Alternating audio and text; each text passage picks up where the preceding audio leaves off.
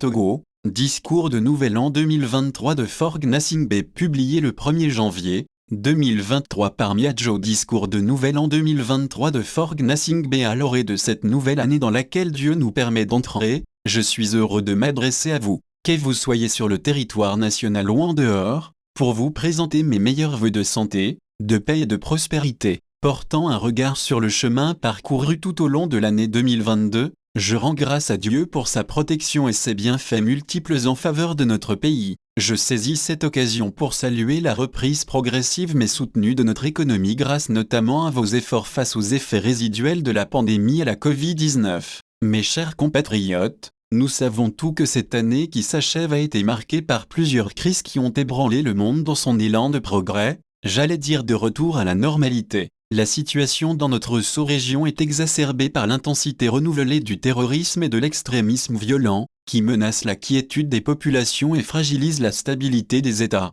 Dans ce contexte dangereux, notre pays a été la cible d'attaques terroristes violentes et meurtrières, notamment dans la région septentrionale. Je condamne de nouveau ces actes odieux qui ont endeuillé des familles, perturbé la vie de communautés entières et entraîné des déplacements de population. Je rends hommage aux membres des forces de défense et de sécurité tombés au champ d'honneur en défendant l'intégrité de notre territoire. Je salue la mémoire des paisibles populations civiles, victimes de ces actes barbares et lâches, et souhaite prompt rétablissement à tous nos blessés. Que toutes les familles éplorées trouvent ici l'expression de notre compassion renouvelée. Mes chers compatriotes, je réaffirme l'engagement de la nation tout entière, face à ces bandes armées, à ne céder aucune portion de notre territoire. Nous mettrons tout en œuvre pour défendre la patrie agressée. Et dans ce combat, je suis convaincu qu'avec l'aide de Dieu, nous vaincrons, nous aurons raison des forces du mal. Ces forces seront défaites aux portes du Togo. À cet égard, d'importants investissements ont été consentis, notamment dans le cadre de la loi de programmation militaire 2021-2025, pour mieux équiper et moderniser notre outil de défense pour notre armée. L'effort engagé sera poursuivi en vue de consolider les capacités stratégiques et opérationnelles de nos forces de défense et de sécurité, et de veiller constamment à la protection des paisibles citoyens sur toute l'étendue du territoire national. Nous continuerons, de même, à coordonner notre action avec nos partenaires régionaux et internationaux en vue d'apporter une réponse collective et décisive à ces fléaux. Togolaises, Togolais, mes chers compatriotes, nous devons avoir une conscience éclairée et permanente de ce que le terrorisme, l'extrémisme violent et la criminalité transfrontalière entravent notre aspiration à vivre en paix, à poursuivre les activités quotidiennes en toute quiétude et à travailler au développement de notre pays. J'en appelle donc à la vigilance de tous et à notre sens du devoir, à notre sens du patriotisme pour qu'ensemble nous puissions créer les conditions d'une riposte constante,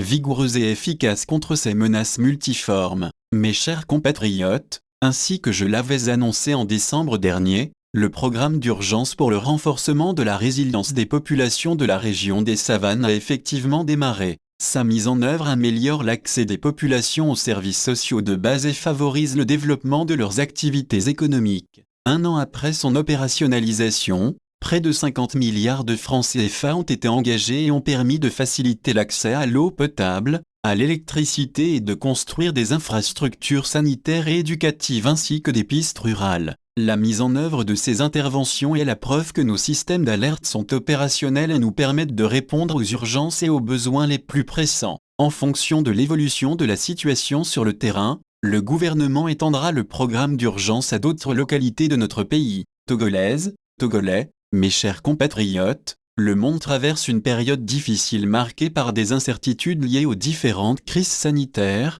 sécuritaires, économiques, climatiques et alimentaires. Ces différentes crises qui se superposent ont un impact négatif sur les économies et les finances publiques des États mais aussi sur le quotidien des populations. Notre pays n'y a pas échappé avec la hausse des prix des produits de première nécessité. Cependant, grâce aux réformes courageuses engagées et à la mise en œuvre résolue de la feuille de route gouvernementale, notre économie a pu résister. Ainsi, plusieurs mesures ont été prises pour préserver le pouvoir d'achat et permettre que les plus vulnérables d'entre nous puissent continuer à bénéficier de conditions de vie décentes. À cette occasion, d'importantes ressources financières ont été mobilisées pour subventionner les prix de certains produits. Le gouvernement, attaché à plus d'équité, entend réaliser un ciblage précis des populations éligibles aux programmes sociaux spécifiques grâce notamment à l'identification biométrique et à la constitution d'un registre social des personnes et des ménages. C'est également dans cet esprit que seront poursuivies les actions d'extension de l'assurance maladie universelle pour couvrir les 2/3 de la population à l'horizon 2025. Enfin,